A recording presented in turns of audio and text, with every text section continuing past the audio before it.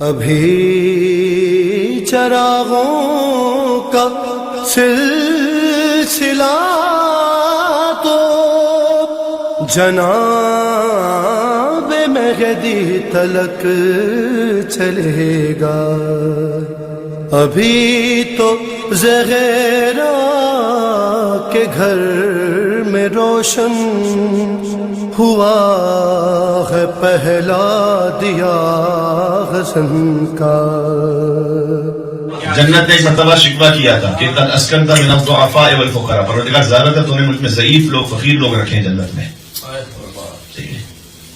جنت نے شکوہ کیا کہ مجھ میں زیادہ تر کمزور لوگ تھے دنیا میں، وہ آنے والے ہیں، اور یہ جو میری ہمسائی ہے اس میں بڑے بڑے لوگ،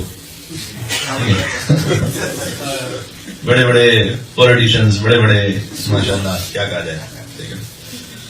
اچھا یہ بھی میں کہہ رہا ہوں، ہر ایک جگہ کوئی ہم سویگل اسٹیٹمنٹ نہیں دے سکتے، ہر جگہ ریشو پروپورشن کے حساب سے زیادہ تر جو تھا، تو یہاں پر بڑے بڑے عہدوں والے لوگ زیادہ اس طرف ہیں جن کی دنیا میں ویلیو تھی، بڑے بڑے کچھ مولوی حضرات جو عالم محمد علیہ السلام کے ذکر سے دور ہیں۔ شیطان سے بڑا تھوڑی کوئی عالم تھا، لمبی داڑھی رکھ کر پاکستان میں بدماشی ہو سکتی ہے، اللہ کے پاس تھوڑی بدماشی ہو سکتی ہے۔ جملہ پہنچ گیا، پاکستان میں بدماشی ہو سکتی ہے، وہاں تھوڑی ہو سکتی ہے بدماشی۔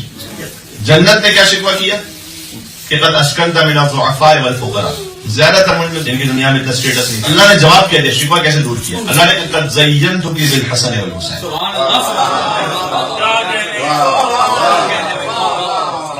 قد زینتک بالحسن والحسین، کہ جنت تو فکر نہ کر، ضعیف لوگ آئیں گے، فقیر لوگ آئیں گے، ٹھیک ہے، لیکن میں نے تجھے حسن اور حسین جیسے نگینوں سے زینت عطا کی ہوئی۔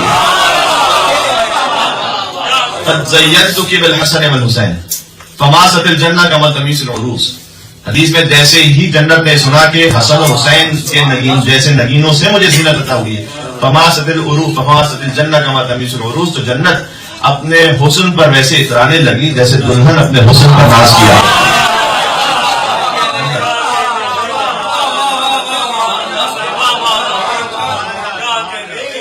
مل کے صلوات بھیجیں سیدہ شبانہ